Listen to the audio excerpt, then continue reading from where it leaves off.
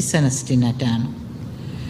Katika mazungumzo yetu nimehakikishia Mheshimiwa Rais kwamba Tanzania inathamini sana uhusiano huu uliojengwa kwenye misingi ya urafiki, maelewano na kuheshimiana, ulioanzishwa na marais Julius Nyerere wa Tanzania na Martti Ahtisaari wa Finland.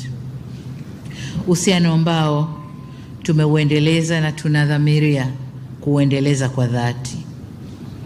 Ndugu waandishi wa habari, ujio wa Rais Stubb sio tu unathibitisha ukaribu wetu wa kihistoria, lakini pia unafungua na kuongeza sura mpya ya urafiki na ushirikiano kati ya nchi zetu.